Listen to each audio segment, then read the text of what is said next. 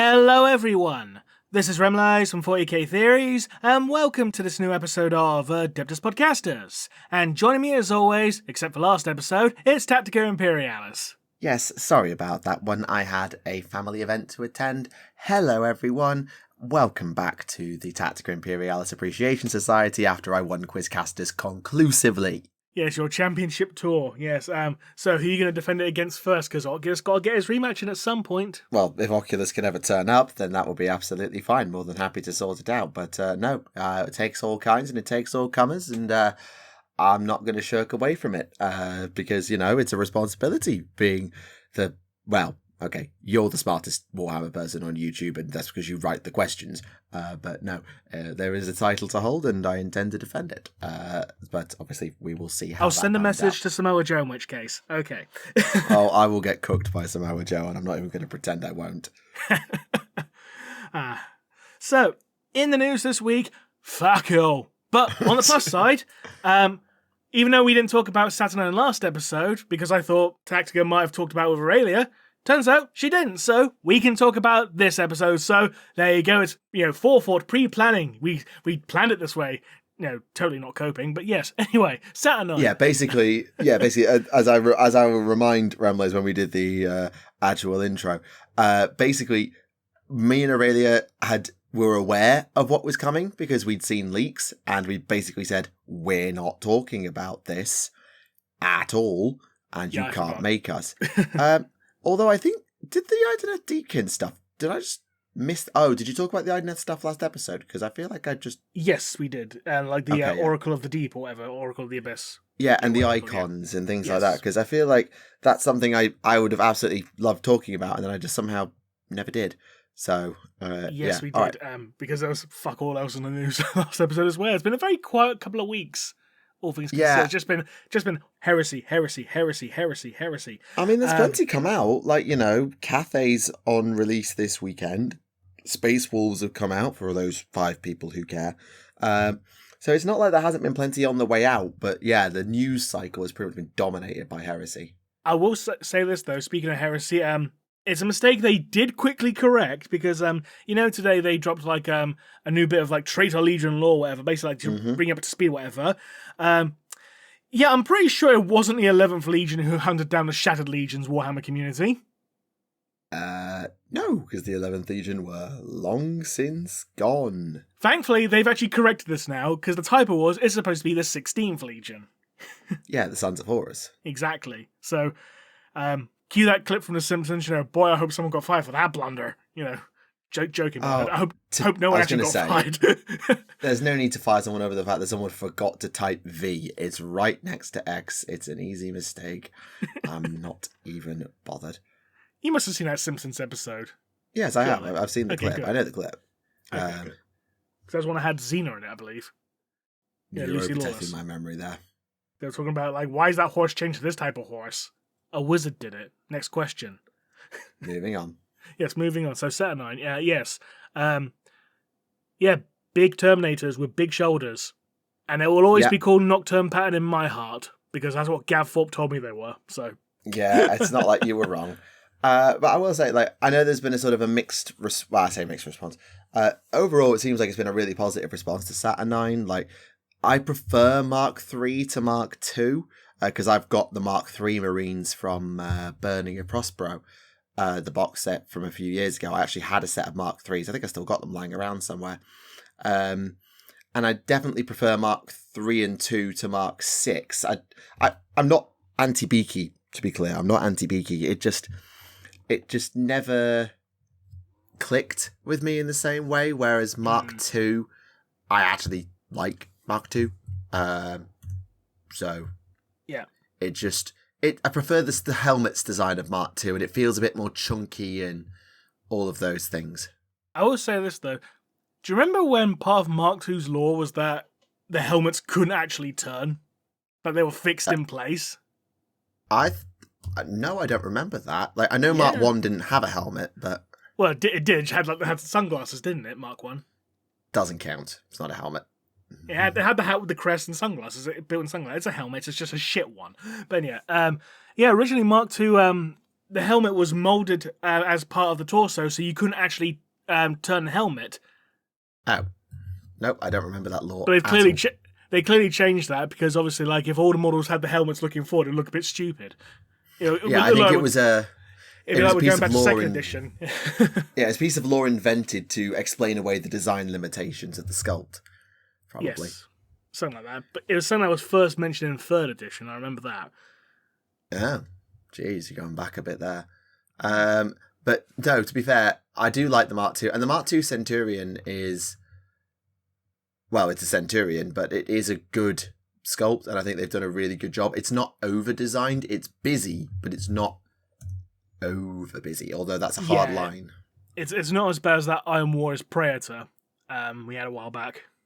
Considering that was over-designed. Yeah, and considering this is painted as an Iron Warrior, you can see the difference very clearly. Sorry, I meant Iron Hand, sorry, yeah. Oh, was it? Yeah, whoops. This one is an Iron Warrior. This one's an Iron Warrior, yes, yeah. But undoubtedly, the stars of the show are definitely not Nocturne Terminators, the Saturnine Terminators.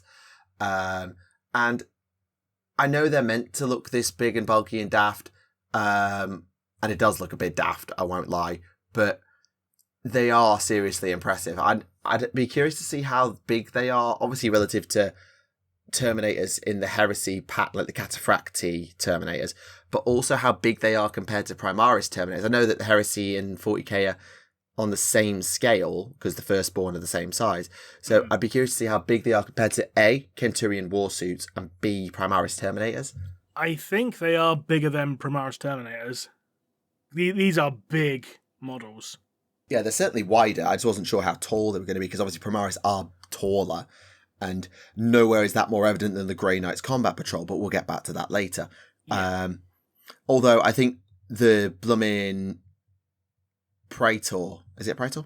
Yeah, the Praetor in the Terminator armor, maybe it's just a big dude with Thunder Hammer, but big dude with Concussion Hammer. Sorry, I can't call it a Thunder Hammer, but you know what I mean. Like, big dude with big hammer.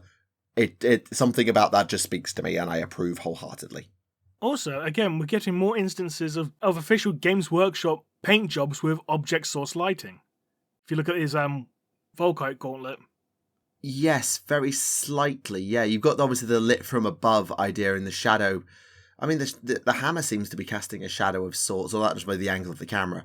But yeah, the object source off the Volkite gun, I hadn't clocked that until you mentioned it. That is really impressive. They have also done it on the Dreadnought as well. If you look at the Plasma Bombard or whatever. Is it a Plasma Bombard? What's it called? Heavy Plasma Bombard. That has a little bit of OSL at the end of the back of the barrel as well. Very faint, yeah. Yeah, and again, I'd be curious to see this Dreadnought stacked up against, say, a Redemptor Dreadnought, because I've seen this pictured next to a Leviathan, and it's bigger. Leviathans, I don't know how a Leviathan stacks to a Redemptor. Well, Leviathan's bigger than a Contemptor, so... Yeah, but I mean about the Primaris Redemptor. Yeah, I think Leviathan is about the same size as the Redemptor, so this is going to be bigger. Yeah, I mean, it is good that, obviously, power creep, scale creep and all of these things, but it does look cool. And actually, the Space Wolf colour scheme, that muted colour scheme they've done on it in the Wolves pattern, actually, apologies, you probably can't see that. It's put in the original article. I think it works quite well. I appreciate the desire to make the salamanders all have magma patterns on their shoulders, like, commitment to the bit, heavy metal. But for us mere mortals who can't just pull that out, it's good that it works in other colour schemes as well. But no, it's a really good starter army if you wanted to play Heresy with just buy the box and play it. Because obviously you get plenty of the legionaries, 50 minis in total. So 2 squads of Terminators for 6, 2 heroes, a Dreadnought, and then is it 30 or 20 Marines? 40 Marines. Sorry, 40 Marines. So you really are well set up to go. And I also approve of the fact they brought disintegrator weapons back in because, well, it's just something unique that you don't see every day. Yeah. Absolutely. It's a bit weird that the Dreadnought's also called a Saturnine, though. Saturnine Terminator, Saturnine Dreadnought. It'd be kind of like having, like, I don't know, like a Contemptor Dreadnought and Contemptor Terminators, you know? It just seems a bit...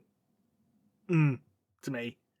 Like, maybe you could have called it something else. I mean, it's because it's the same tech. The reason they're saying... The excuse that they give is because it's an extension of the same tech used to make the Saturnine armor, so that's why it shares its name, because it's the same tech. Yeah, I just wish it got a different name. I don't know, call it, like, you know, the Behemoth Dreadnought, and it's like one step above the Leviathan. You have Leviathan, then you got the Behemoth. You know, bigger. I don't know. Yeah, I mean, I can see it both ways. Or the Goliath or something like that, you know? Yeah, it hasn't bothered me that it's called the Saturnine Dreadnought, but they don't do it for other things. It's not so much bothering, it's just more of a minor pet peeve kind of thing. Yeah, that is totally fair. But no, I'm not going to get into Heresy. I haven't got the funds, and I haven't got the time, and no one else I know is playing it. For the same reason of why I haven't done anything with Age of Sigmar, even though the new Idoneth stuff that you guys talked about last episode, like, that stuff looks really cool. Oh, but yeah. I've also sold a chunk of my Idoneth. I've still got plenty, I can still play it, but I'm not going to probably pick it up because there's no one to play it with, and I'm almost at the point now of selling out of Sigmar minus the like star minis that I want to keep, because there's just no time to play it. I can play 40k at Warhammer Club whenever I want, but I haven't got a community to go to because I haven't got time to go, what with having a gun drone on tap. So it's difficult, and I can imagine. But no, I've still got some old Dark Elves, so if I ever want to dip my toe into Old World, if they ever bring Dark Elves to Old World, I could do that. And I will keep either my Daughters of Cain or my Idoneth, possibly both. I don't know. I think I might sell some of it, some of my Daughters down, because my Daughters are always my go-to comp army, but a lot of them look like crap compared to my Deepkin. But then my Lumineth looked the best, and I said, never mind, not a conversation for the podcast. Sorry, I'm rambling. But no, Saturnine stuff looks great. It won't be enough to get me into it, or anyone that I've actually met, but that doesn't mean it isn't really good design, and I think that as a launching off point for a new edition, I think it's a good call, especially because they moved the lore so far forward in second edition, they're having to go backwards to Istvan to fill more lore in, because otherwise they'd be at the Siege of Terror, and that's a little bit awkward. Yeah. I will say this in regards to the Saturnine Terminators. In the White Scars colour scheme, they look dreadful. The White Scars colour scheme looks shit on them. I'm sorry. They look so bad. I'm sorry. I hadn't really looked at it in much detail, but no, it's not the colour scheme I would have picked for them. The Iron Warriors one doesn't look great either, to be honest. It still looks better than White Scars. Yeah, I don't know. I think maybe you need the two-tone between the shoulders and the rest of the body, I think, to make it work, because all the other three they show, Iron Hands, the Iron Warriors looks okay, and then the White Scars, there's just the lack of that two-tone. They look a bit monotone, which doesn't work for everybody. It works for some, doesn't work for everyone. Yeah. I mean, I vaguely remember seeing like artwork for the Emperor's Children version, and that looks really nice, in the art at least. Yeah, I don't think I've got that article in front of me, but I can go and try and find it, because there's loads of articles. There's so many different articles about each thing that actually there's a lore article, a design article, a rules article for each one. It's ridiculous, trying to keep track. Also, can we just point out, like, I don't know how you feel about it. What are your thoughts on Heresy going back to having like advanced characteristics, like the fact you've got 4 different morale stats now? It's just a nice little callback to Rogue Trader, I feel.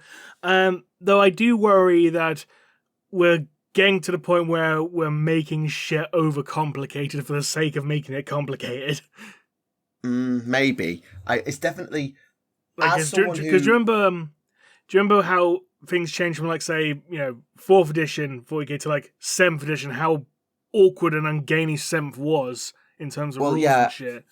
Well, I came in at the start of 5th. I feel like I've been through 3 resets. Like, there was the 4th to 5th reset, although I didn't see 4th. I've read the rules for 4th, and bloody hell. So there was the 3rd edition hard reboot because Chaos broke the game. Then there was the 5th edition reset because it got too complicated in 4th. There was the 8th edition reset because it got too complicated in 7th. And then they did it again in 10th. And this now feels like it's sort of at the spot of, it's 7th with different things. So where 7th got really over bloated is because there were so many interlocking rules around detachments and unit abilities versus detachment abilities versus Decurion abilities. So there were loads of interlocking abilities that made some utterly shit combos. But if you actually just played 7th without Decurions and detachments, yeah, there were a few awkward rules. I'm not going to argue that there weren't awkward rules. There's awkward rules now. But I still enjoyed playing 7th. And I might be in the minority there, but I enjoyed 7th. Maybe it's because it had Farsight Bomb in it. I don't know. But I really enjoyed 7th. And I was not opposed to it staying like that and being iterated on. But when they did the 8th reboot, 8th felt really weird. And so I look at Heresy, which is clearly 7th with other stuff mixed in nowadays, because it's added in all these extra things. And obviously new stuff like the advanced stats for morale, which I think is a cool stat. But what it looks like they've done is basically universal special rules out the wazoo, but it feels like a lot of what you need to understand to play your army is in the core rulebook with the universal special rules, the advanced characteristics. I feel like there's a lot of interlocking rules, but a lot of it's in the rulebook rather than having to look around in codices and 4 different pages. Like, take the Saturnine Terminators, because I'm looking at them in front of me, because I've got their data sheet. That's what's inspired this conversation. You can see that they've got 4 special rules. So bulky, they can explode. They actually have the ability to explode when they die. Implacable Advance, I'm guessing that's a Terminator's rule, which is not on their sheet. But maybe it's in the rulebook. Slow and Purposeful, rulebook.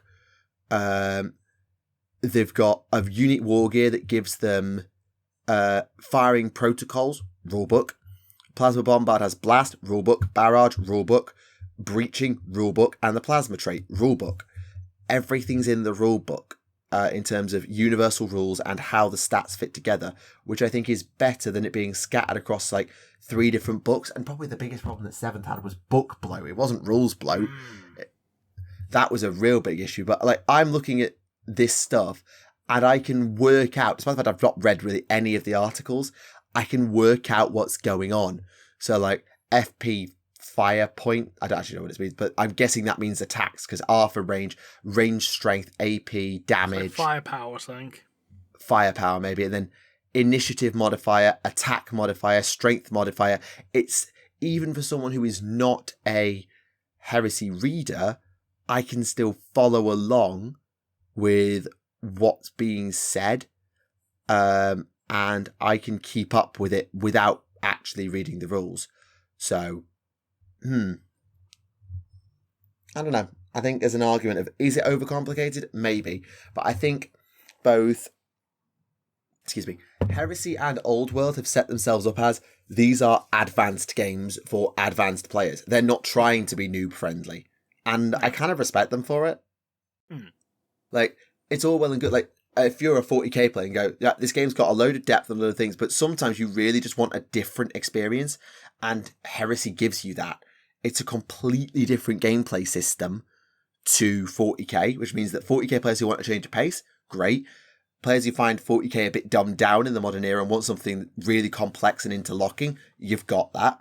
Fantasy players who miss fantasy, it's still old fantasy. It's got a few tweaks to modernise it, but it's still old fantasy with all its clanky bollocks that old fantasy inspires. So I think setting themselves up as advanced old school games for hardcore gamers, they still want everyone to buy the bloody models, but set up in such a way that you can buy the cool minis and it will look cool, but if you want to actually get good at the game, you're going to have to learn a completely new system. I kind of respect them for it. That's fair. Right. I think that's enough Saturnine, because I feel like we've been talking about Saturnine for 20 minutes and it was 2 months ago. Yeah. So let's move away from Horus Heresy to modern day 40k with the Black Templars very angry combat chaplain guy thing. Yeah, so this is called the Execrator, which is a terrible name. Execrator, more Ex-Shite Crater. Ha! Shit. I mean, I was just going to go with Excretor and call it a day. Oh, yeah, that's a bad one. I mean, it's appropriate for a Son of Dawn considering that the Imperial Fists eat poo, so there you go. We found a way to tie it back into official 40k lore. God damn it. But yes, you'll never escape him, Watson, Neve. You'll never escape him. I saw a meme the other day, which I will not share on this podcast because it's a little bit adult, but something about Ian Watson realising that he was right all along after people start realising what he did about Tyranids, and it's just, oh god. Anyway, let's stay on task. So, the Execrator is basically a chaplain on murder. Like, take a chaplain and cross it with the Blood Angels Death Company a little bit. Like, they're not completely insane. Well, I mean, they're Black Templar. They're all completely fucking insane. But it's all about literally stand at the front, smashing in the face. They've got a hand flamer, which I still think should be a Blood Angels only weapon, or a Salamander's only weapon, but shush. And a Crozius, and basically it's just the Judicia that they did recently, but swap out the big staff sword thing for multiple smashy weapons. And they can take 2 smashy weapons because, hand flamer is apparently still too long range. Oh dear. I mean, it looks fine. It just seems a bit boring. Pointless. I'll say pointless, but well, I mean, I'll be honest, chaplains suck in close combat. Like, they're there as a passive buff. They don't actually do a lot of damage. Like, when we used our chaplains at Warhammer Club, like, oh yeah, the chaplain's got his booping stick, which is, it's got a few attacks. It's damage 2. It can do something to Space Marines, but it's hardly anything to write home about. And unless you built your army around the chaplain's buffs, which are nice enough, I guess, they're hardly going to be a damage dealer. This allows you to run the passive benefits of the chaplain, probably less good or more focused, but just allowing them to actually do a lot more damage rather than drag their unit down. Because if you're a Black Templars player, why would you run a chaplain when you could run a marshal who is going to do a crap ton more damage when you smash into melee? Well, this guy can put out 8 damage to attacks if you take the sword, and gives his unit the ability to run and charge, which is a very unique thing that Space Marines do not get. Fleet of foot, as we used to call it. It is not a Space Marine ability, and that is a genuinely, and I mean, it says, turns a tooled up squad into a cruise missile, which, is about right. Yeah. While we're here, the Crusade Ancient is actually decent. I know you guys have talked about it previously. No, actually, you won't have done. Nope. Because it came out on the 16th. You won't have done that. No. So, yeah, it was when they announced the actual supplement, they revealed a Crusade Ancient, not Ancient, so like a Primaris Ancient version. That guy with the bucket head, yeah. Yeah, I actually think this is quite a cool mini. I actually quite Yeah, approve. it is. It really is. I mean, it's got a standard banner that you can decorate your own way, or you've got the Armageddon Orc Hunters, like Grimaldus style, which is really, that will look great if it can be in the same unit as Grimaldus. That will look great alongside Grimaldus. Oh yeah, definitely.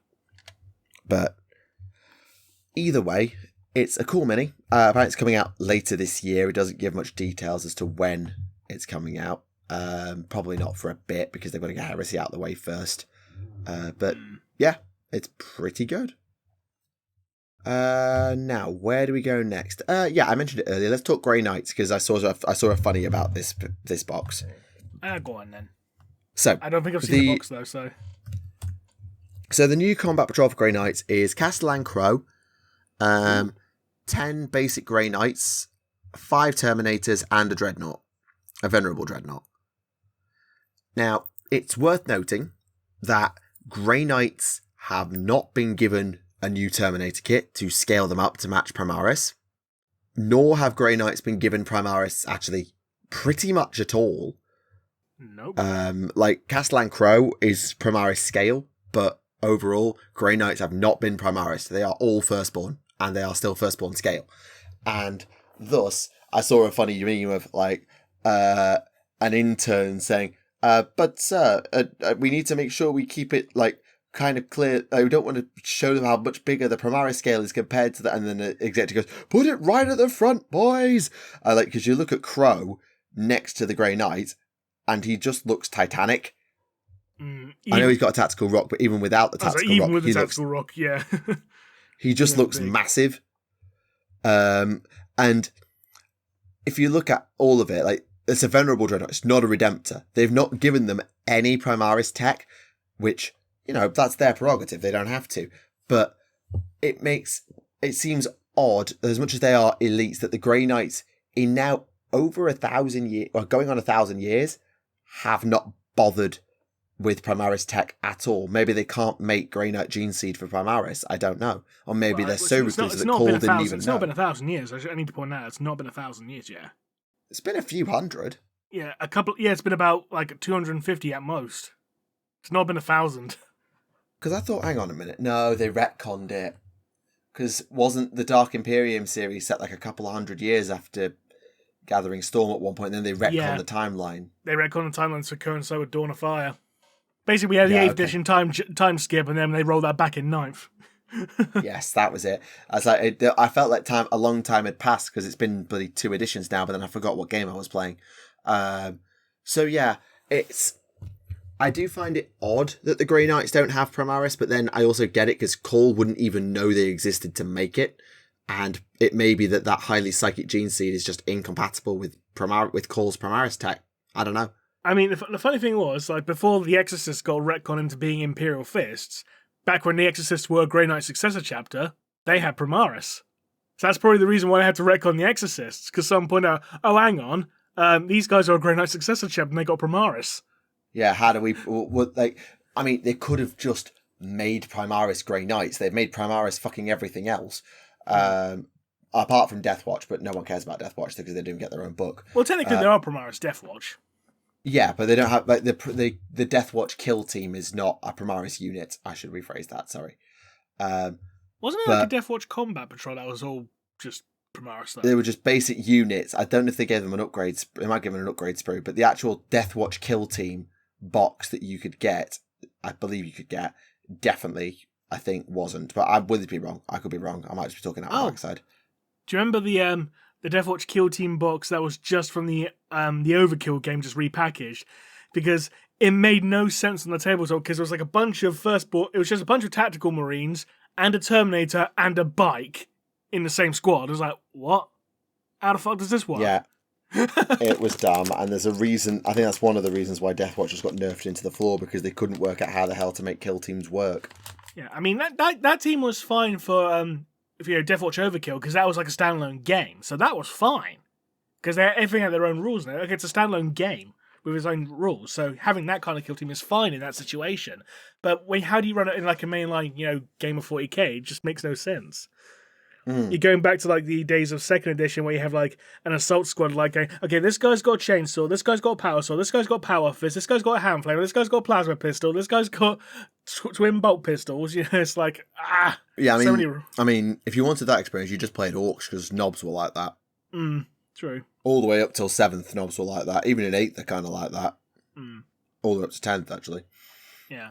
But either way, I do find it a little funny that the Grey Knights now look so diddy compared to Crow, who's been upscaled to match the Primaris scale. It's slightly amusing. Yeah. Because my god, does a box Naught look tiny now. Yeah. Oh dear. But yes. So that's the Grey Knight Combat Patrol. Who knows? We might get a range refresh at some point down the line. Who knows? I honestly thought that they would do. I honestly, of all the armies that needed it most, it's Grey Knights, because every other army can manage using basic guys in an upgrade sprue. Blood Angels, Space Wolves, Black Templars. They can all manage. For a minute, I thought you said, of all the armies that need it the most, it's still going to be the Drukhari, but even so. No, in terms of managing on firstborn kits for their specialist units. Right. Thunderwolf Cavalry, Death Company can be an upgrade sprue, Sanguinary Guard, Inner Circle Terminators, Ravenwing Bikers. They could have managed a little bit better, whereas Grey Knights, you really notice, especially now Terminators have been redone, you really, really notice. Whereas a lot of the other armies could have coped. Grey Knights didn't need... Grey Knights. Space Wolves didn't need new Blood Claws and new Grey Hunters. They could have just been here's a cool upgrade sprue that allows you to run your Intercessors that look like Grey Hunters and Blood Claws. Yeah. But clearly someone like Games Workshop actually prefers Space Wolves over Grey Knights. Yeah, like almost to be honest, I'll be honest, I'm still surprised that Grey Knights are a standalone army. I would have thought they would have been like, kicked to fucking, like the Death Watch were. You can just go in the Imperial Agents book, fuck you. Well, they are in the Imperial Agents book. Yeah, but they're going to be a standalone army though, aren't they? Yes. Death Watch aren't. They're just Imperial Agents only now, aren't they? Yes, because they've only got the kill, but they only had a couple of units to begin with. The Kill Team, Watch Captain Artemis, and the Corvus Blackstar. Like, yes, they could have accessed the rest of the Space Marine library, but it didn't make as much sense. Whereas Grey Knights at least have 4 different variants of infantry, Terminators and Paladins, which are kind of the same thing. Then the Dread Knight and other things, so they at least had some more unique units you could run, I guess. Oh yeah, definitely. But yeah, they definitely need a range refresh at some point. Massively. But an army did get a range refresh this week, and that is the Karadron Overlords. I know I'm jumping to Sigmar, but there's basically no more 40k to talk about. Fair enough. One of the new Karadrons is basically the songbird from Bioshock Infinite, isn't it? Less bird, but definitely it's more like the Big Daddy from Bioshock 1, but with a jetpack. He's flying though, so he's flying. So he's a songbird. Well, yeah, the Songbird's a full-ass bird. But yes, so this is the Null Chemist, for context as to what Remleiz is talking about. So the Null Chemist is basically a anti-magic hazmat suit that's designed to protect the wearer from magic and also use an anti-magic like extinguisher straight into the face of endless spells and wizards to make sure that they go away and leave the dwarves alone, because remember, dwarves aren't magical. They've kept that from Tolkien. So yeah, I really like the Null Chemist. I think it's a really cool mini. I can definitely see the Bioshock vibes going on with it a lot. Yeah. But then with the steampunk vibe, a lot of Karadron kind of looks a little bit Bioshocky. True. I just want to say, like, no, dwarves aren't magical, and the Chaos Dwarf Sorcerer is sitting there going, "Am I a joke to you?" The overwhelming majority, then. I remember the Chaos Dwarves. Hopefully they'll come back one day. The Legions of They're still canon. I know they're still canon, but we haven't had them in tabletop, though, have we? So no, we only know they exist because they equip the Hobgrots that go along with the Cruel Boys. And the fact they had an AOS PDF you could download from the Forge World site back when it was a thing. Again, Legions of Asgore. Broken. But yeah, new Jetpack Karadron Slayer, guys. And I love the guy with the Robo Parrot that's got a drill for a beak. So these are the Von Grimm Salvagers. The idea being they're mercenaries and basically just down on your luck sort of Karadron, looking for a second shot because they haven't got their own ship. They lost their own ship, couldn't get their own official ship, so they just sort of hire themselves out to the highest bidder, and they are very much pirates. Yar. However, if you don't like jumping on ships and scuttling them, you are actually also able to run a more ranged variant, which is hilarious, the Harpoon Crew, who have got beards far too long for regulations. That's a quote from the article. And are used to basically just do whatever they want and go getting vengeance against whatever killed their ship. So they lost their ship, they want vengeance, they're going to go and kill it. So they become like monster hunters. I love how this one's parrot's got a wrench for a beak. Yeah, and I mean the whole design is really cool. I don't know what that gun is on the right. It looks like a bloody noise marine gun. I think the correct term is a shotgun. It is probably a shotgun, yes. But in fact, it's probably more likely to be a blunderbuss, given the wideness of the barrel. Yeah, true. But either way, and the attempts to avoid tactical rocks are actually quite impressive. So they've got some of them jumping. Flight stands. Well, yeah, flight stands, pipes to jump off, using their own mech suits almost to be propelling themselves along, and then one of them is just standing on the floor, but still. And they've also got their own little, I would hesitate to call it faction terrain, but I think it's designed to kind of work like that. It's called the, where's it gone? the Zontari Endrin dock, basically a way for these big flying units, like all the things they're adding in, to jump in, dock, and get defense. So it's designed to be It's basically a flying bathysphere. It is a bit. With flying robot fish. I mean, the whole idea is that allows you to fix up and deploy more Endrin units. So it's got a bit of defense, stun clouds, grudge blast demolitions, anti-magic tech. So it kind of gives them some mobile defense alongside a repair station on the go, which is quite useful if you haven't always got the option to dock a proper place that you haven't got a city nearby. They can sort of just do quick repairs on the go, which is probably quite good. For some reason, I'm just getting like a steampunk RTS vibe from this. Like, you must construct additional pylons, kind of thing. I can see where you're coming from. But it gives you an option now to properly make a fully flying karadron army. I know you could always do that because they had skyships.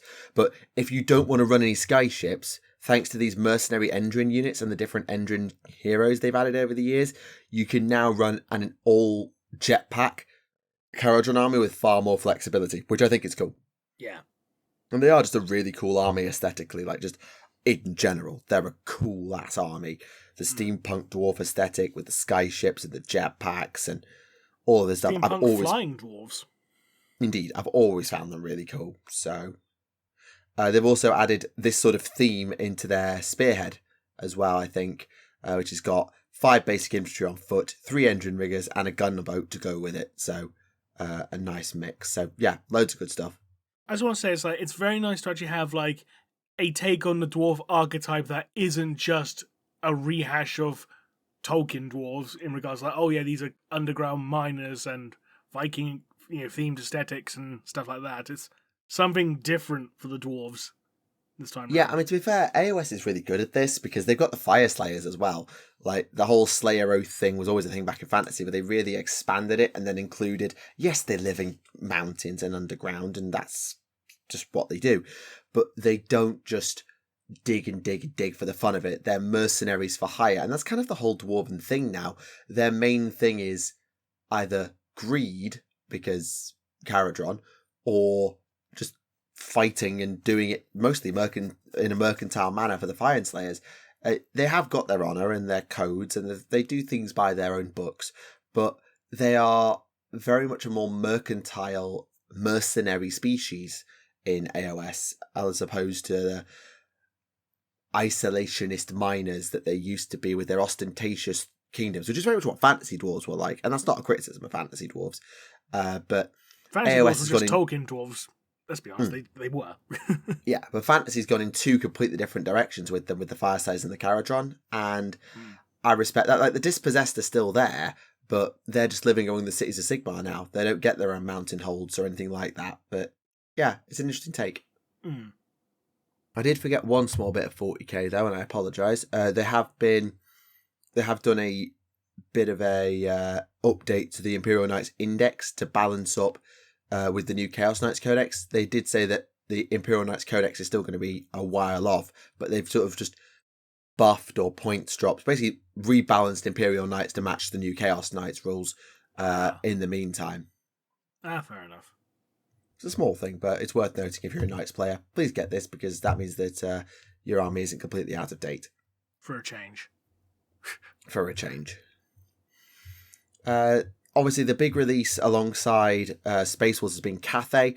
A lot of that's come out now, and I still am really impressed with what they've done with Cathay. Like, they haven't given a huge amount away in terms of the rules, but they are a really cool set of stuff, and the miniature design for Cathay is just excellent. It always has been.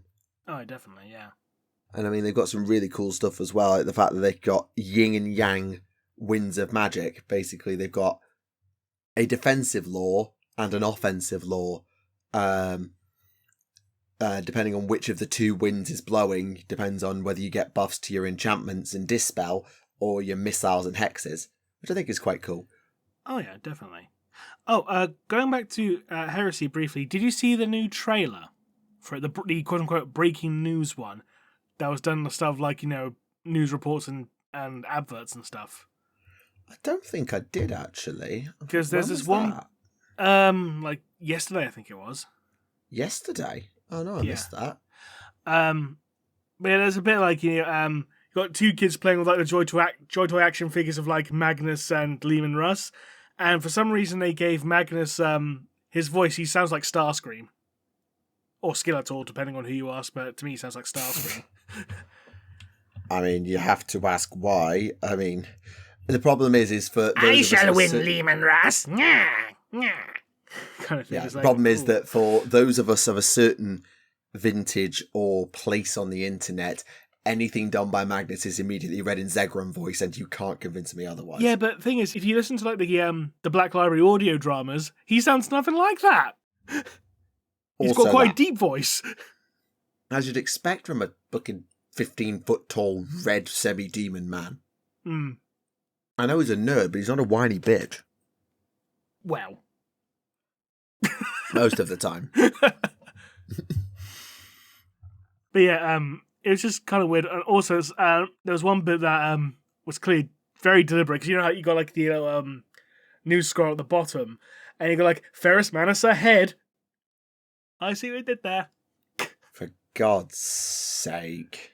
But yeah, it was done very much in the style of a bunch of like 90s toy adverts in places, Which is which fine. I mean, appreciated. Oh, there it is. I hadn't seen that at all. I've just seen the article now. I hadn't seen it at all. Yeah, it's the one that just has like the big breaking news as the thumbnail. There's no escaping it. Dun dun dun. Terrible. It's because it's not in the news section at all. I just found it by being subscribed to their YouTube channel, but like, Well, yeah, that also works. But no, I missed that one. oh, there you go. Well, be sure to watch it later, because interesting to hear your thoughts on the matter next time. Well, I mean, it's pretty much been set up for failure. I mean, it can't be as memed as the fact that Arbites got put into Darktide the other day. Oh, was it Darktide? I think they got Arbites, because that's just been a running meme of everyone's just logging in like, I am the law, smash with shotgun. I thought it was in Rogue Trader, or was it in both? Is it Rogue Trader? I thought it was Darktide. It might be both, in fairness. It's definitely in Rogue Trader. I can see a video saying about it in Rogue Trader. I don't know if it went into Darktide. I think it did go into Darktide as well. I will say this in regards to Rogue Trader. The implementation of the DLC was... The reception was mixed, because like if you skipped a certain like trigger or whatever, you wouldn't be able to actually load it or something. So you have to create a brand new character to actually just play the DLC, which is kind of stupid. If you miss that one trigger, which is stupid. That's really bad. Yeah. Oh yeah, it's in both. There's the trailer for Darktide. Yeah, it was in both. Right. Okay. But I've seen some memes of like, you know that Eminem meme where he's like throwing something at the reader or whatever, and it's like a rat or something, plague be upon you or something. And it's like a version of that with like the Arbites helmet, but he's like throwing the dog. And I'm sitting there thinking, God, ripping off Necromunda hired gun. Because I had like the squeaky toy because I had a squeaky toy dog attack gimmick, didn't it? I mean, yeah, but that's still a very deep cut, and I approve. I liked a hired gun. I thought that game was great. I never played it, if I'm completely honest. I didn't really have time. Funnily enough, a little while back, this is a slight tangent, a little while back, I decided to finally try Doom 2016 because I had it sitting on my PS4 for like years and I never actually touched it. And I have to say, wow, this is one of the most overrated games of all time.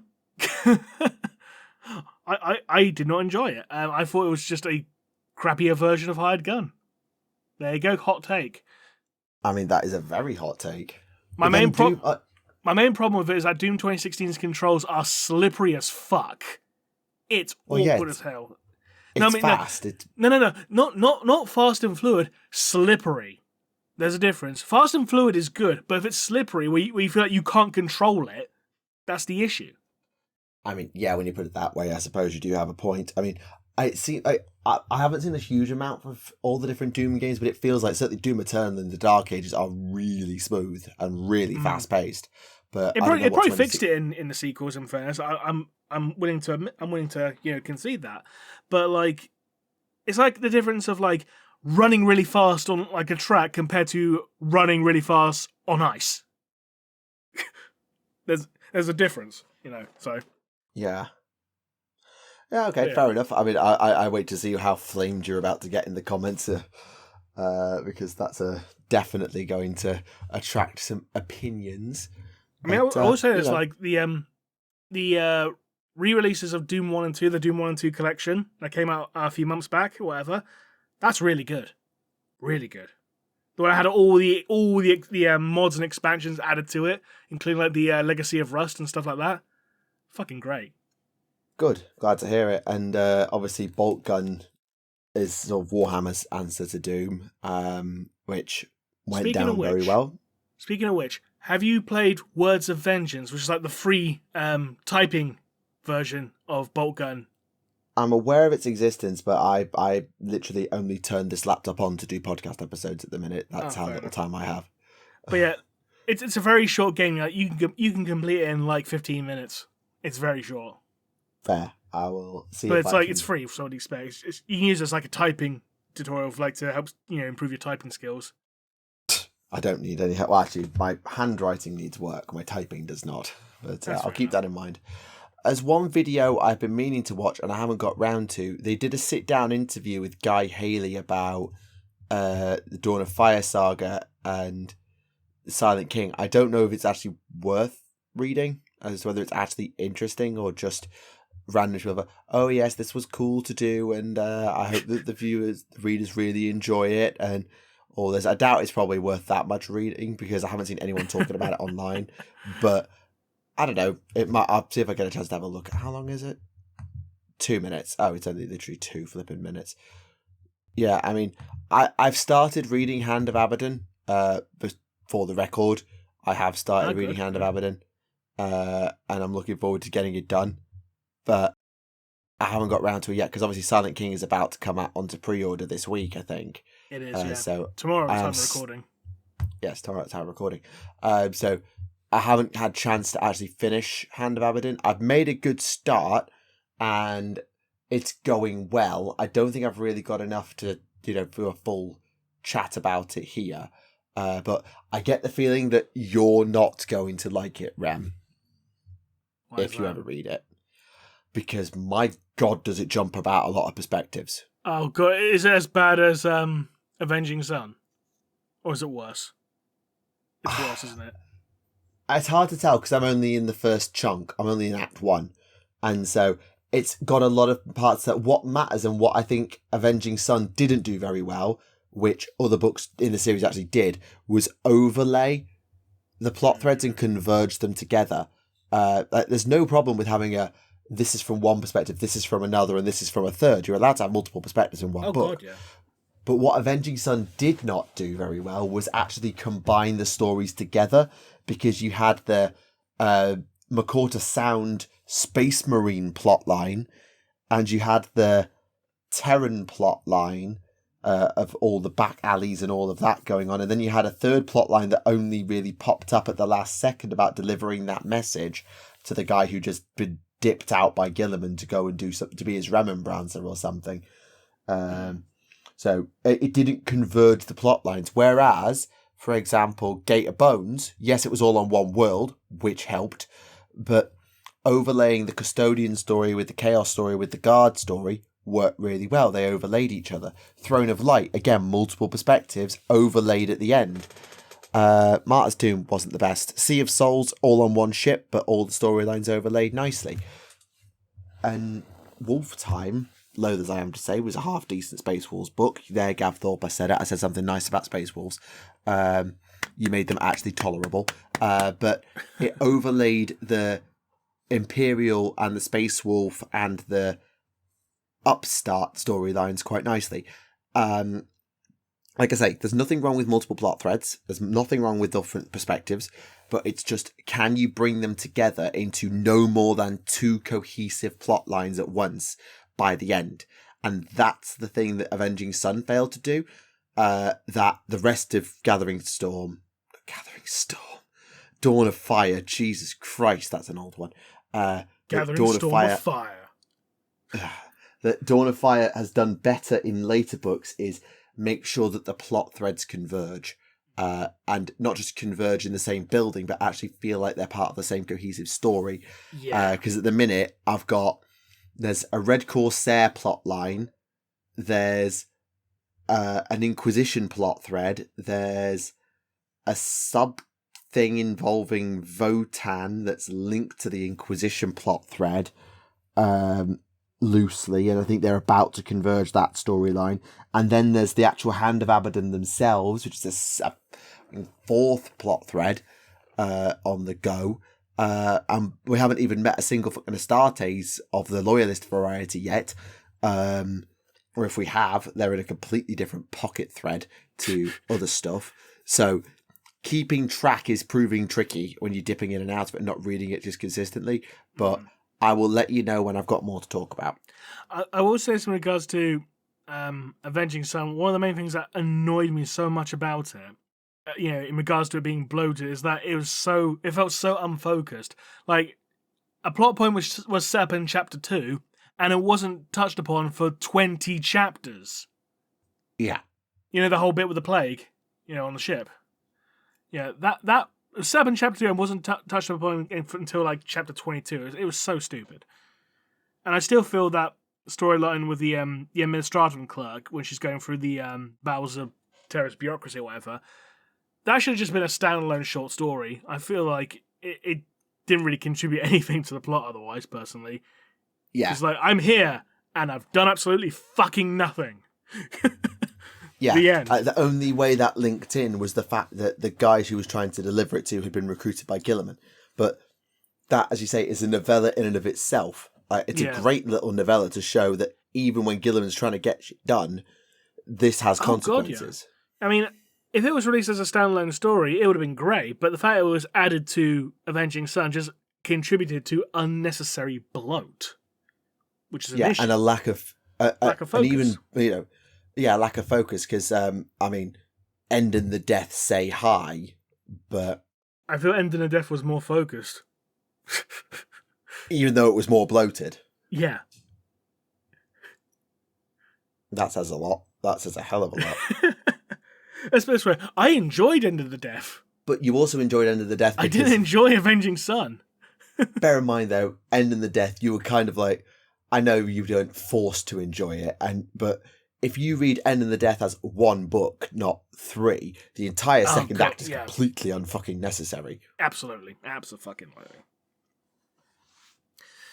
Right, well, I'm still reading through the Fulgrim novel, though I have gotten to a point where there's a natural break point, so I can actually talk up until that.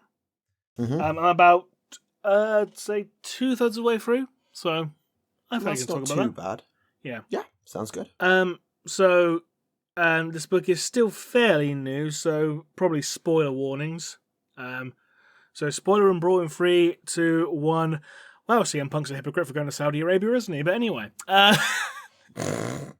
So, we open up, as we do with any Emperor's Children story, with a fight between the Emperor's Children and the World Eaters because people can't think of anything interesting.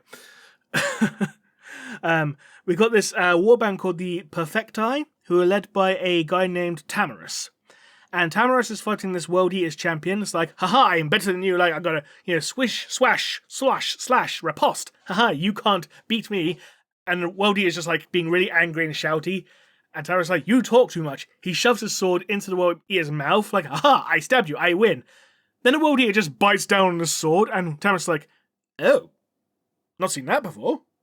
That was unexpected. Yeah, the warrior's just biting down, and like he's trying to pull a sword free, and the warrior's like, no, you're not pulling that free, no. Even though like, his teeth are starting to pop and burst from the power field, he's just like, nope.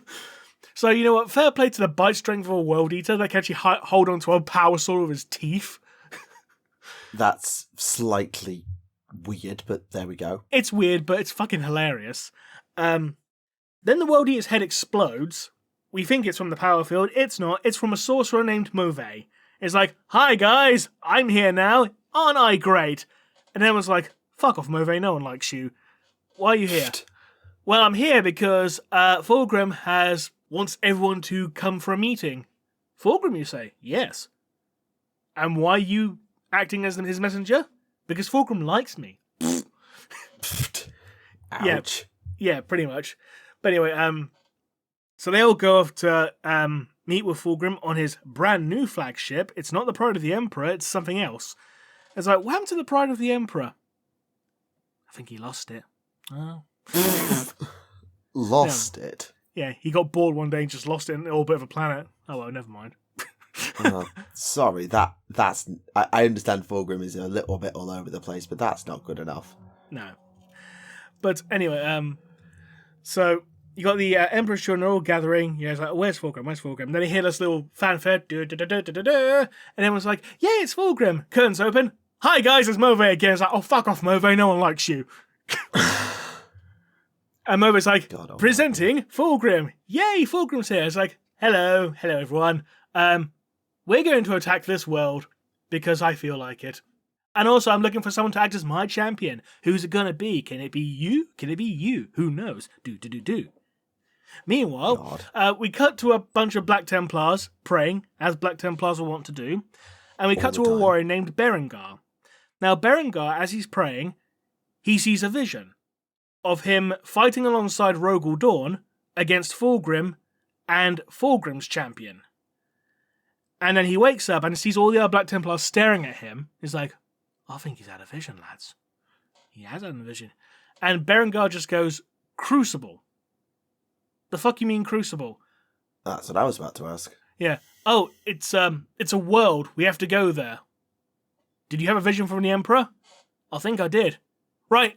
New Emperor's champion, lads. Way. Essentially. Well, that was easy. Yeah. That's what the Emperor's champion is. Basically gets a vision from the Emperor. He's the Emperor's champion. It's that simple. Yeah, I know. It is that simple, but I mean, well, let's just hope that his vision was from the Emperor and not someone planting something in his head to get him where Fulgrim can corrupt him. Indeed. We then cut to Crucible, where there's a Chaos Cultist uprising. The Black Templars turn up. These Chaos Cultists, they're nothing. He's like, are you sure you were meant to be here, Berengar? Like, I'm positive. What's that? Drop pods. Oh, that's what we're here for, because there's traitorous Astartes. Perfect there we go then. Yeah. Emperor's children launch an attack on a citadel in Crucible. Black Templars defending it. Emperor's children are driven away. Black Templars are like, yay, we beat you, fuck off. And Tamris is not happy. It's like, we fucking lost? We're meant to be perfect. How the fuck do we lose? I don't know. Oh, also, during this battle, something that's quite interesting is some of the units being described. Because there's a squad of Emperor's children Havocs. Havocs are in the new codex. No.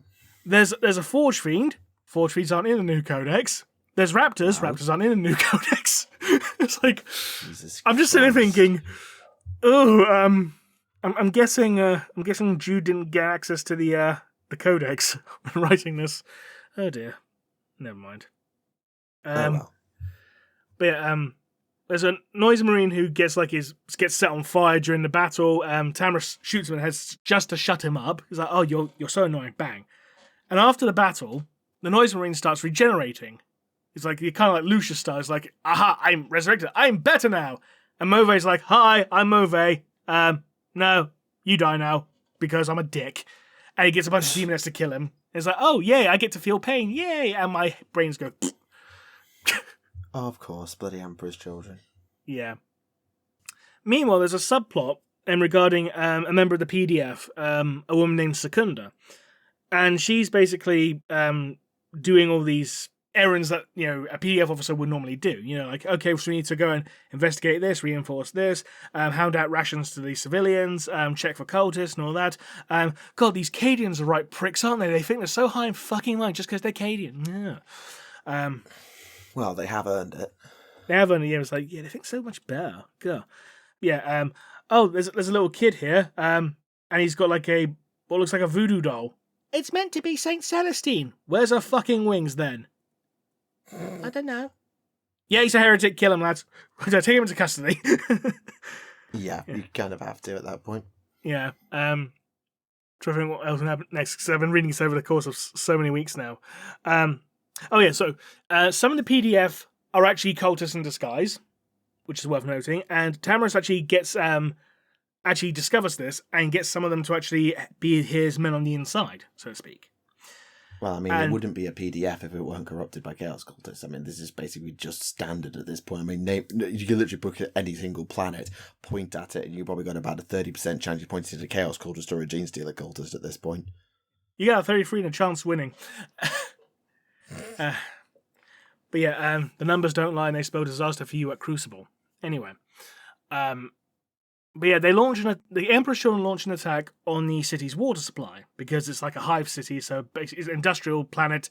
Yeah, not much clean water to go around. So take out the water, you take out all the defenders. They launch an attack, but there's still Cadians defending, going Cadia stands, and Tamara's like, oh, shut the fuck up. Cadia does not stand. It blew up. Piss off. But like a massive explosion is triggered, and all the water comes flushing out. They get flushing down into the irrigation system. Whatever's like, oh, yay. Oh, the Black Templars are coming as well. Oh, yay. Oh, another explosion. Boom, boom, boom. And then Tamara's just like, right. Well, I'm trying my hardest to be Fulgrim's champion. I'm not doing a very good job because you guys keep fucking up. So what I'm going to do, I'm going to issue a challenge to the Emperor's champion, which he cannot refuse because that's what the Emperor's champion does. He fights people who challenge him. So he basically stands outside the Citadel gate and goes, hello, Emperor's champion. I'm Tamaris. I don't know your name, but I offer you a challenge. Do you accept? Yeah, all right then. Well, I mean, what other choice does he have? Pretty much. So Berengar comes out, and they get ready to fight, but as they do, some more Emperor's Children forces are coming towards the Citadel. And, oh no, I missed something very important beforehand. After the second attack, I forgot to mention, they go back to see Fulgrim, because Fulgrim's not very happy. And it's like... Well, when is Fulgrim ever happy? He says, you call yourselves the Perfecti, but you're not perfect, you're pathetic. Yeah. Starts having a moan. This results in a fight between the Emperor's Children. They get a big punch up amongst themselves. Some loyal to Tamaris, some end up being loyal to Mauvais, because Mauvais like, see, he's not perfect, he shouldn't be your champion. It's like, Mauvais, shut the fuck up, no one likes you. That's pretty much the running story, is like, no one likes Mauvais. Because he's a sorcerer, he can sort with demons, but no one likes him because he's a prick, even by Emperor's Children standards. I was going to say, like, all Emperor's Children are, so if you are by Emperor's Children standards, then Jesus H. Christ. Yeah. But yeah, there's a big punch up, and they split up. And then Tamaris has his idea to challenge the Emperor's champion. But then the other Emperor's Children turn up, is like, God, he's going to think that I snitched on him. God, he's not going to fight me, is he? God, this sucks. But no, Berengar doesn't give a fuck about the other Emperor's Children. He ends up fighting Tamaris. They fight. Fulgrim turns up, it's like, oh, you're having a fight, are you? It's like, oh, Daddy's watching me, and Berengar's like, you, face me in combat! It's like, excuse me, I'm right here. We're in the middle of a fight. Can we finish this first? Yeah. So face me, Primarch. Get you killed a lot faster. So face me, Primarch, and Fulgrim's like, nah, can't be bothered. But yeah, Tamaris and Berengar continue their fight, and Berengar kills Tamaris. And that's where I've gotten to so far. Obviously. So, talk about a natural breakpoint. It's like, oh, he's dead. So yeah, to be continued. That's basically the gist of it so far. I mean, it sounds half decent, although it's another novel with a Primarch's name on the cover that's not really about the Primarch. I will say this though, Fulgrim's in this book a lot more than Angron was in his. Like, a lot more. Like, but it's not about him. No. I'd say Fulgrim's in this book about as much... No, tell her. Fulgrim's in this book more than Sanguinius was in his Primarch novel. I mean, that novel's not exactly famous for the Primarch being front and centre throughout. No, but even so, like... I know some people say, like, oh, Fulgrim's barely in it. It's like, he's in this book more than Angron was in the Red Angel. He's in this more than Sanguinius was in the Grey Angel. So, yeah.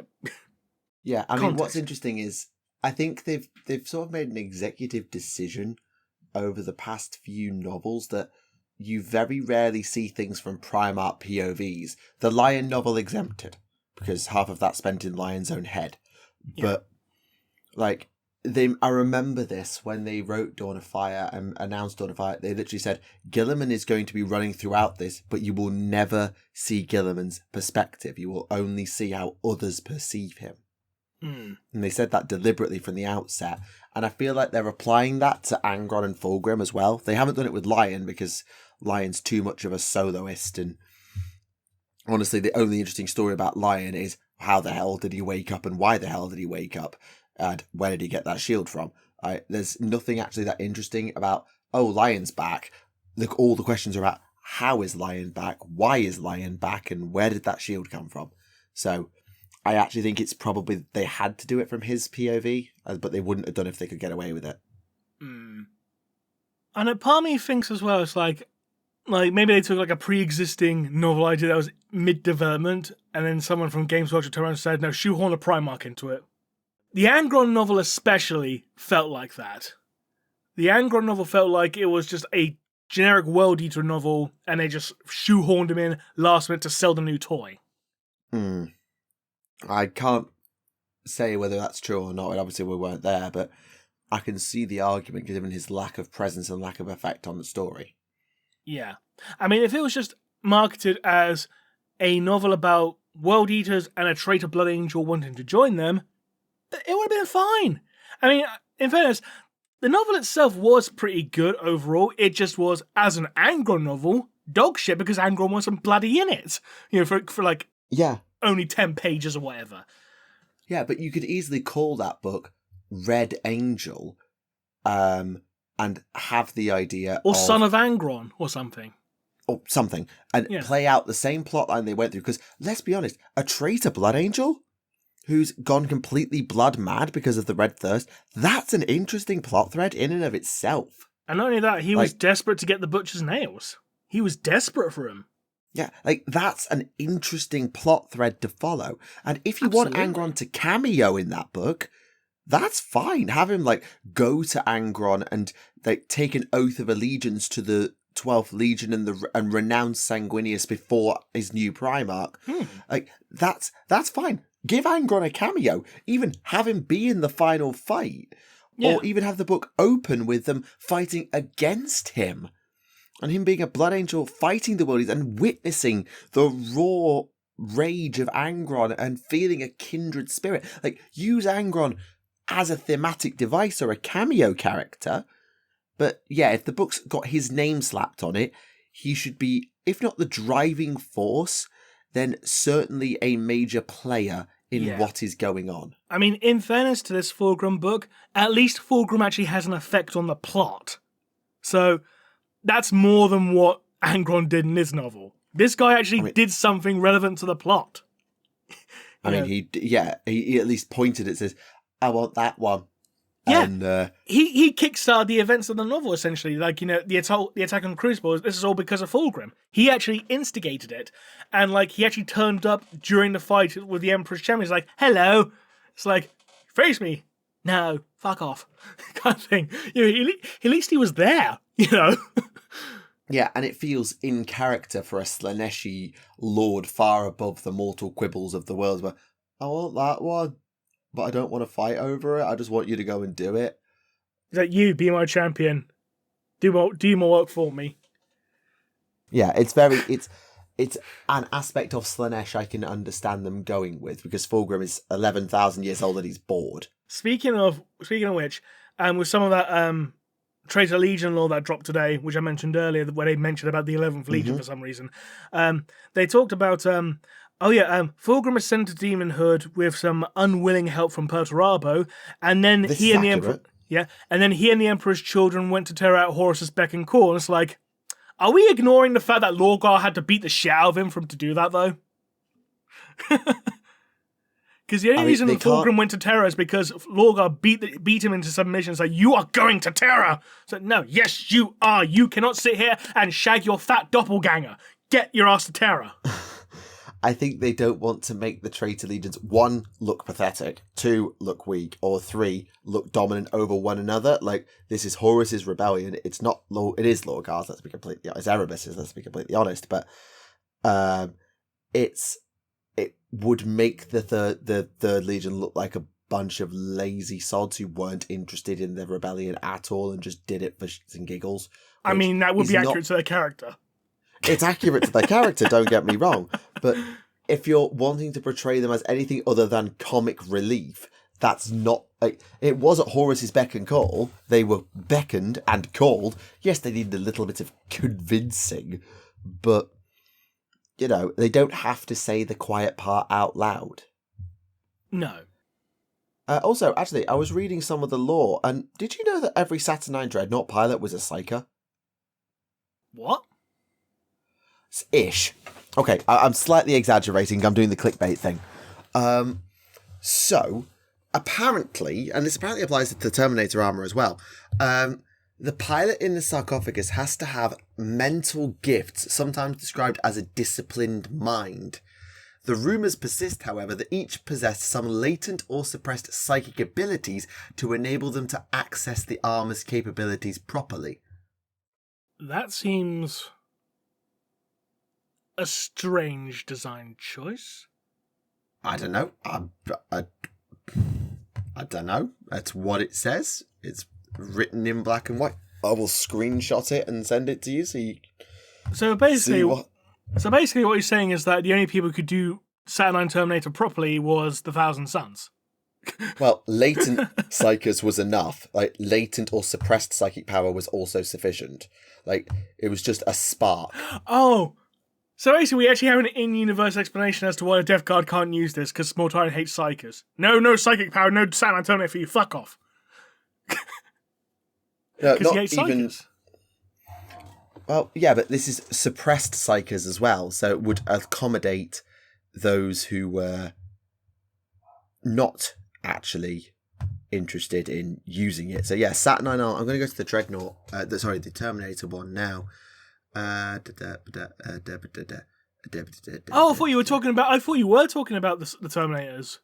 No, I am, because it says that it's the same. It was developed they were developed alongside one another, and yeah, here we go. So in the Terminator article, the lore behind the Terminator article, it says that the aspects of the suit are carefully and thoughtfully considered, able to mount weapons heavier than Terminator armor, a powerful enough reactor to operate energy weapons and a thermal diffraction field, yada, yada, yada. Not everyone, not even every Space Marine, can pilot it effectively. It takes an especially strong, disciplined mind to utilize the armor, ... Some even whispered that a wearer needed to possess a measure of, and I quote, cybertheurgic resonance, although few are willing to speak on it. So basically he needed to attune his chi. To the warp. Yeah. Huh.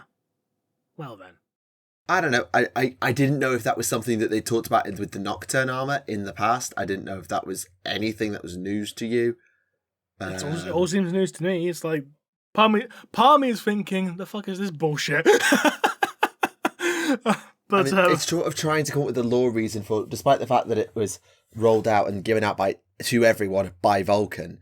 Why is it so freaking rare? Because most Astartes didn't have the presence of mind or the attunement to pilot it. I mean, they could have just said it was too expensive to mass produce, and that people are like, oh yeah, I can buy that. You know, logistics. Just say that. Due to logistics, it was impossible to mass produce.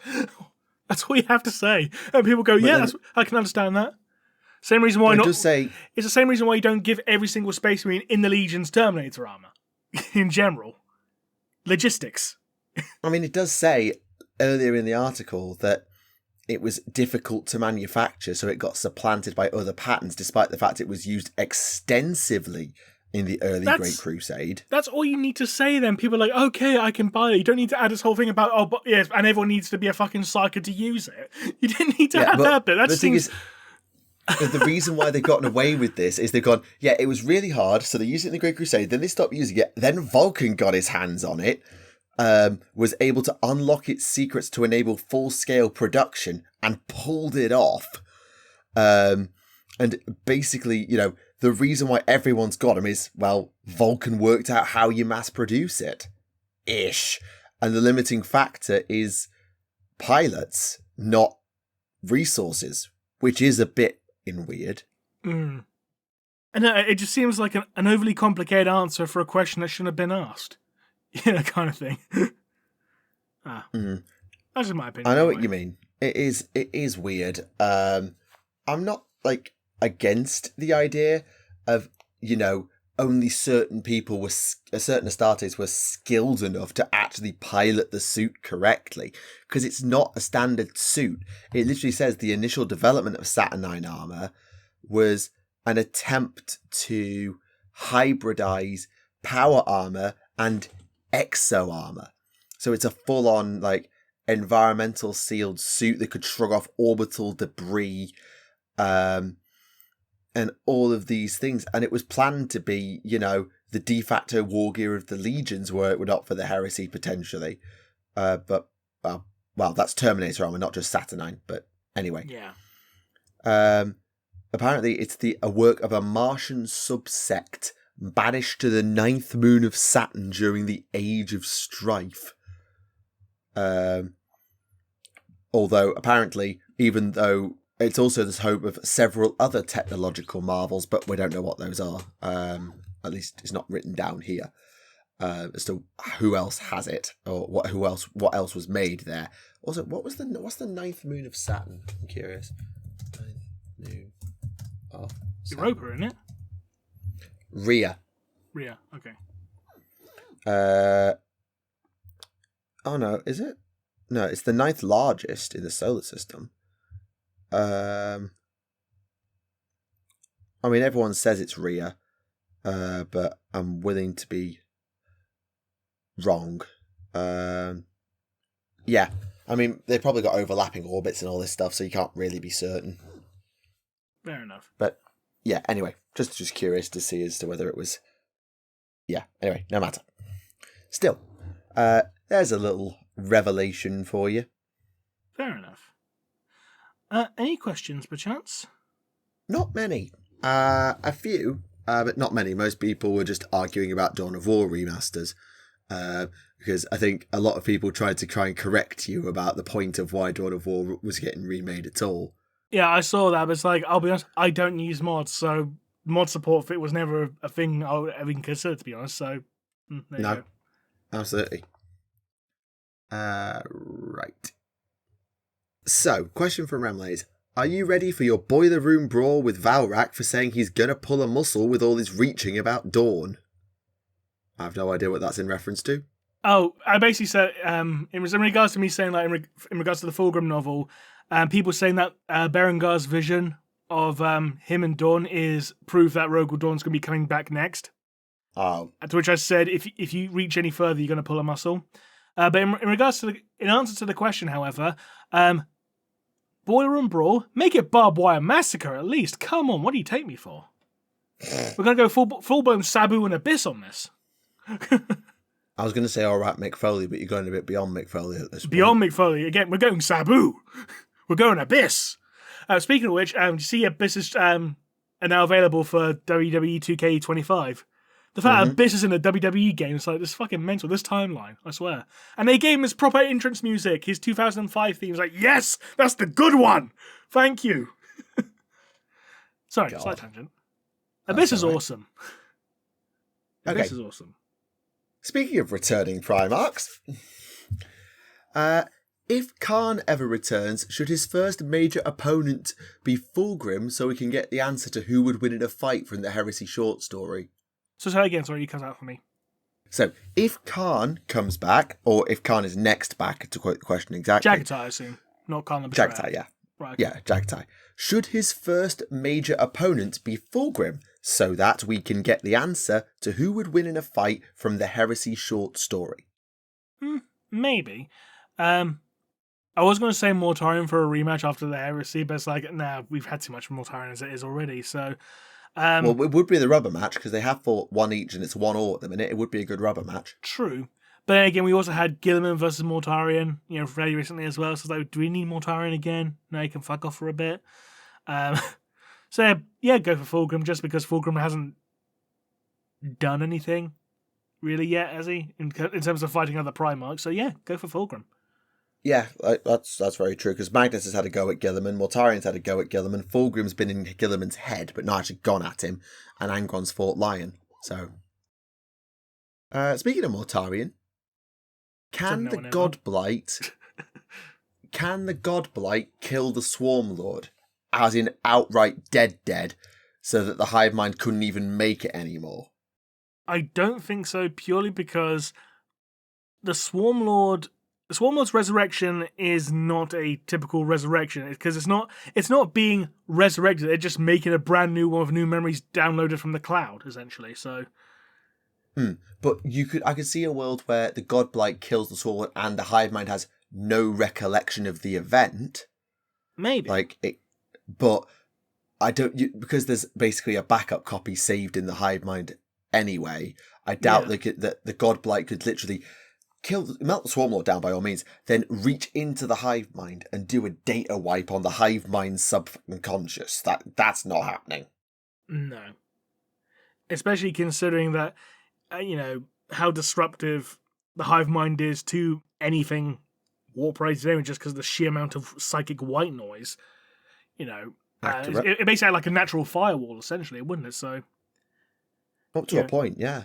And also, it'll probably depend on which High Fleet version of the Swarm Lord you get. Because if you get, like, say, High Fleet Kronos Swarm Lord, which is designed to take on chaos. Yeah, trouble. Yeah.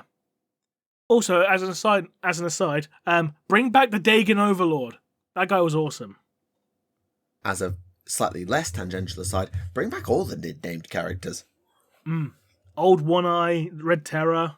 Parasite and Mortrex, Doom of Malantai. Well, in fairness, they did bring back Parasite and Mortrex. They gave him a model, didn't they? Oh, yeah, they did. Yeah. Doom of Malantai, they didn't, though. No, because that's now Neurothrope. Yes, thank you, Quizcasters. Yep. I love how we all got that wrong and just defaulted to Zone Thrope. I can't believe we did that. I'm quite cross. That was one of the questions I was kicking myself on where I didn't get. The one I was kicking myself on was that the fact none of you got the fucking Blood Axe question right. It's like, for fuck's sake, you play Orc, you should know that. I've not read War of the Beast. It's kind of a segmented part of my memory. It doesn't matter, because I didn't even take part during the War of the Beast. It was before then. Exactly. Literally... You think that the Orc clan that dresses like humans may not have had a hand in meeting humanity? Yes, but orcs were everywhere. And literally, my argument of evil sons because they were the outriders and therefore everywhere, is a fair argument. Granted, I didn't realise, and someone in the comments of that episode to say, oh, I can't believe no one remembered Goths didn't exist till the War of the Beast. None of us fucking read it because none of us want to remember it. I have. I've read it. Yes, you know what? None of us with a life. But no. To quote Christian Cage, go fuck yourself. I'll just have a new one. But yeah, I don't. But, the War of the Beast literally is one of those things that it's just.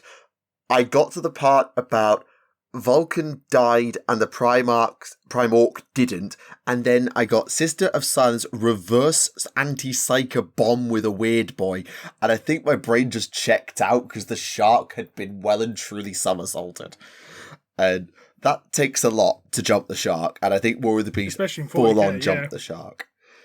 Sorry, I love the Orcs and the Talking Moon. I could tolerate the Talking Moon. I thought that was just funny, but reverse anti-psycho bomb by reverse psycho-engineering a weird boy using Sisters of Silence. I'm sorry, that's just ridiculous.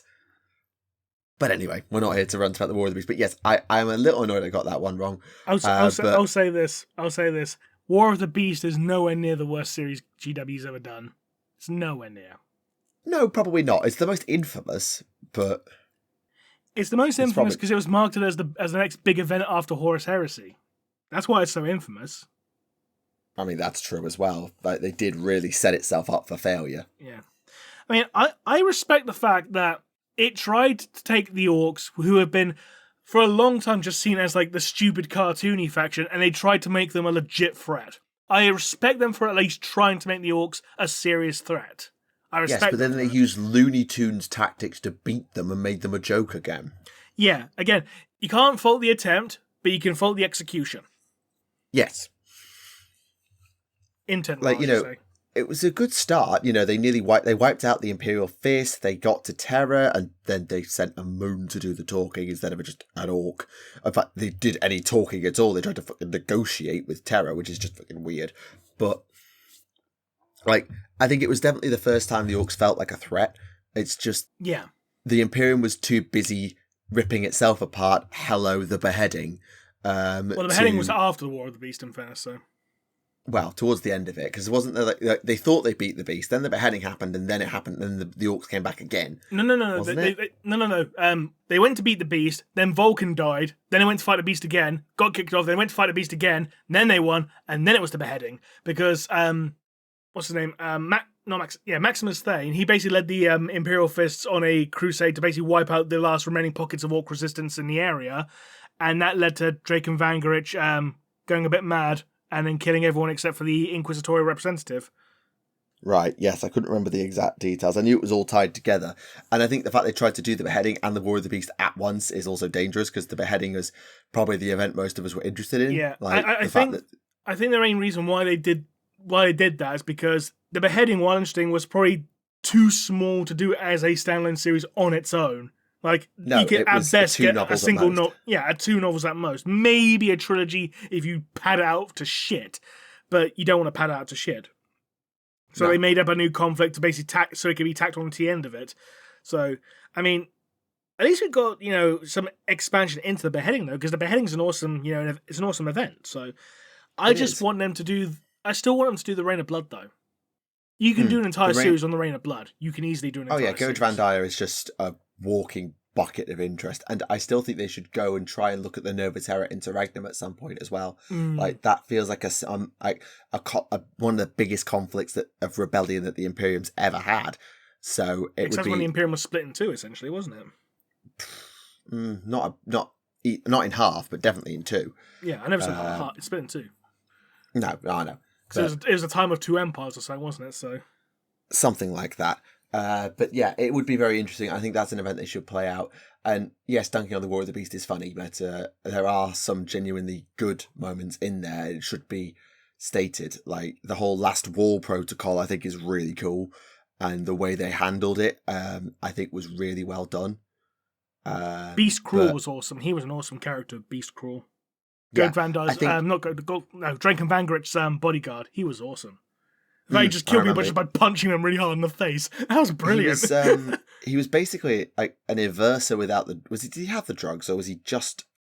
Was he an Aversa, or was he just an Aversa on no drugs? He got made into an Aversa by the end of it because he questioned Vangerich, and Vangerich was like, I'm sick of your shit, turning you into an Aversa now during the events of the beheading.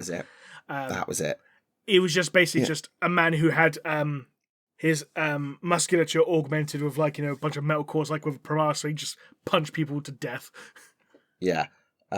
Although, I'd say all this, I was at Warhammer Club this evening, and I've actually ended up giving out the first War of the Beast book to a kid to read. Because okay, you should be arrested for child cruelty for that. I'm joking. Well, no, it's genuinely, we got it, it was like, it's National Reading Week or something, and reading for pleasure among children is at the lowest it's ever been. So I made a point to the kids at Warhammer Club, here's a bookshelf worth of Warhammer books, here's the army you're painting, here's the army you're working on. So one's been painting Marnius Calgar, here, have Knights of Macra, go read about Catus Sicarius. One's painting Alpha Legion, here, have Sons of the Hydra. I know they're not the best books on the planet, but go read them, because they're cool, and reading is fun, and I want you to read more. And... yeah, and yes, the only orc book I had to hand was the first book of War of the Beast, which was not my best choice, but it's what I had to hand. And in fairness, there's just not much in the way of orc books in general, in fairness. Yeah, No, because the Gazkul novel feels like it's written for the hardcore fans, not for the casuals. Honestly, I feel like there's more books about the Red Gobbo than there are about the orcs. Well, there are. Yeah. Especially if you remove Mike Brooks from the equation, who has obviously written every single orc novel in the past 10 years, apart from the Grotznik one, thanks to Denny Flowers. He didn't write the Gazgol one. That was Nate Crowley. Oh, yeah, it was. Of course it was. But Mike Brooks has written the overwhelming majority. He wrote 2. and one of them was just basically an AdMech book, mostly. God, that tells you how few orc books there are, that it feels like Mike Brooks is the orc guy, even though they've written literally 2 books. Because before Brutal Cunning came out, the only orc book, an actual book from an orc perspective, was Evil Sun Rising, and that was a novella. Yeah, enough said. Oh dear. But given the time and given how bloody hot it is right now, we shall call it there. There's no more questions. No, there's one or two more. Oh, one or two. far Let's as we- do them. Okay. Okay. Do you think that Owlcat will make a Black Crusade game so that you can play Chaos Worshippers right off the bat at some point, or do it as an expansion maybe? Oh God, I hope so. If they're Agreed. going for all the old Fantasy Flight stuff like with Rogue Trader and Dark Heresy, then yeah, absolutely do Black Crusade. Absolutely. Are you aware of anything having been written about the Magellanic Clouds as a follow-up to your video on extragalactic travel? The Magellanic Clouds, for non-physics nerds, are the dwarf galaxies that are orbiting the Milky Way. They're like clouds and nebulae and things like that orbit the Milky Way and are at the edge of the galaxy. Personally, no, but I vaguely recall someone commenting that there was something in one of the Black Books, maybe about Gilliman visiting there or something. If I remember correctly, but I don't recall what book that's supposed to be from. So take that with a pinch of salt until a actual citation is sourced. So it's maybe. Yeah, because there's a Reddit thread saying that there's expeditions to the Magellanic Clouds and a failed expedition to Canis Major, but oh wait, no, are they sourced? Yeah, so yeah, Horus Heresy Book 9 is the source. Black Book 9. Ah, okay. Because Thramas, it says the Center of Renewal Campaigns was launched from Thramas into the dark void beyond the galaxy's edge. And the Emperor apparently visited, pausing briefly during the prosecution of the 8th extragalactic expedition. And the Dark Angels were sent to the Shield Worlds by Horus, an enclave of man situated in the black between galaxies and bound in some fashion to a Xenos breed unknown within our realm, which is how Lion got shunted away from the actual heresy. So that's quotes from Heresy Book 9. Right, okay. And granted, I've had to get that off Reddit, so you could see just how much information there is knocking around. But yeah, because no, from The Tempest, that's from Shakespeare. Oh, apparently, wait, there's a quote in Hunt for Voldorius apparently as well, of something called the Disastrous Magellanic Expedition, which the White Scars are aware of and many had spoken out against. So apparently there's something in relative 40k. Apparently there was some extragalactic attempts made referenced in the Rogue Trader RPG books. Yeah, so there's the odd reference here or there of attempts to go there, but basically bugger all really of any note. Right, okay, fair enough. So yes, that's a much more detailed answer to your question than I think you were expecting, commenter. But yes, there you go. That's what a quick Google can find you about the Magellanic Clouds. I admit, though, the idea of like an extragalactic expedition, like I'm going to just use Mass Effect Andromeda as an example of like, you know, the Tyranids are coming, everybody panic, everybody run, run west, run east, whatever. Get away from the Tyranids. It wouldn't work because we know the Tyranids are coming from beyond the galaxy's edge, but it would be an interesting like Rogue Trader expansion of some sort to be on a sort of survival arc fleeing the Imperium, although the Imperium would never do this because, you know, that's not what the Imperium does. No. They just lie and lie and lie and then they get munched. But, you know, it would be an interesting concept for a Rogue Trader or an Explorator fleet to go, we're just gonna go poke out towards the edge of the galaxy and see if there's anything there. Oh, Tyranids. Or maybe they managed to go behind the Tyranids and there's no more Tyranids coming behind them and they find some empty space that's all just barren, but, you know, it's there. It could be interesting. I don't know. Just a thought. And then they find the cat. Oh, that's a deep cut. The final question is, how many 2,000-point games of 40k can you play within 24 hours? Simple. Depends how good your opponent is. I was going to say it also depends on the edition, because like depending on the edition, a 2,000-point army would be very large or very small. Yeah, I mean, I played a game at Warhammer Club tonight, which was my 1,000 Suns got their first time on the table, and I put down 10 Rubricae, 2 sector robots and 5 Terminators and a hero, and it was over 500 points already. So a 2k army in 10th against a skilled opponent, you could probably get about, depends how many turns you play, probably 5 games in. A 2k game of 7th, you're looking to get 3 in a day. Yeah, I mean, going by 2nd edition points values, like, if you just took, like, 3 Space Marine squads, that's 900 points before you add things like, special weapons, heavy weapons, and all that. That's 900 points just for, like, 30 Marines, essentially. Just with bolters.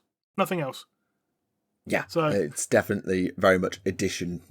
So if you give them all, like, things like your missile launchers, your flamers, like your standard tactical kit stuff, that's going to be at least 1,200 points just for 3 units. So, and then you still got to buy your character more because, like, you can only spend at most 50% on characters. So a fully kitted out character, on top of that, that's probably about 1,500 points. Maybe add a tank. There you go. Agreed. Maybe 2 rhinos if you're lucky. Feeling spicy. Yeah, a lot's changed. Like, a lot of things, they do seem to make armies cheaper and cheaper in points because then you have to spend more and more money to build a decent sized game. But we won't mention that. We won't talk about that. And on that note, we shall end it there properly this time. So, thank you very much to everyone who tuned in for this episode. We hope you enjoyed it. And until next time, everyone, this has been Remleiz from 40k Theories.